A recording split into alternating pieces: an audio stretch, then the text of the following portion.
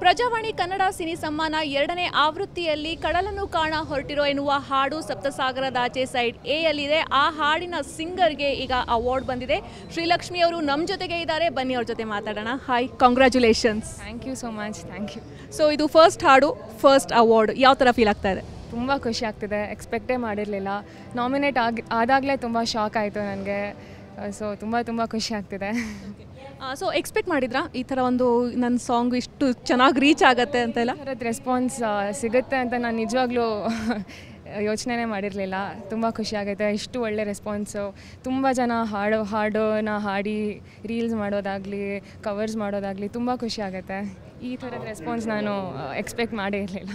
Personally ನನಗೂ ತುಂಬ favourite song ಅದು. ಬಟ್ ಎಲ್ಲೋ ಒಂದು ಕಡೆ ಅನ್ಸುತ್ತೆ, ಯಾಕೆ ಇಷ್ಟೇ ಒಂದೇ ಒಂದು ಪ್ಯಾರಾಗ್ರಾಫ್ ಇಟ್ಬಿಟ್ರಲ್ಲ ಅಂತ. ನಿಮಗೂ ಆ ಥರ ಫೀಲ್ ಆಗಿದ್ದುಂಟಾ? ಇಲ್ಲ, ನೀವು ಮೋಸ್ಟ್ಲಿ ಅದರದ್ದು ಪಾರ್ಟ್ ಸೈಡ್ ಎ ನೋಡಿದ್ದೀರಾ ಅನ್ಸುತ್ತೆ. ಸೈಡ್ ಬಿ ಅಲ್ಲಿ ಇಡೀ ಹಾಡು ಬರುತ್ತೆ, ಆದರೆ ಇನ್ನೂ ರಿಲೀಸ್ ಮಾಡಿಲ್ಲ ಅವರು. ಬಟ್ ಪೂರ್ತಿ ಹಾಡು ಕೊನೆಯಲ್ಲಿ ಬರುತ್ತೆ.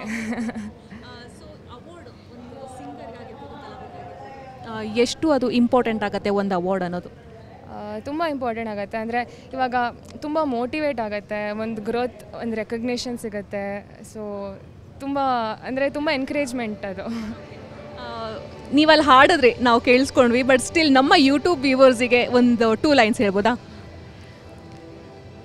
ಕಡಲನು ಕಾಣ ಹೊರಟಿರೋ ಕರಗೋ ಮುಗಿಲೇ, ಕಿರಣವು ಮುಗಿಲ ಕೇಳಿದೆ, ನಾನು ಜೊತೆಗೆ ಬರಲೇ, ಅಲ್ಲೊಂದಿದೆ ದೋಣಿ ತೇಲಾಡುತ್ತಾ ಏಕಾಂತವಾಗೀಗ ಮರೆಯಾಗುತ್ತಾ, ನಾವೇ ಕಂಡ ಕನಸು ಅನಲೇ, ಅದಕ್ಕೆ ನಿನ್ನ ಹೆಸರ ಇಡಲೇ.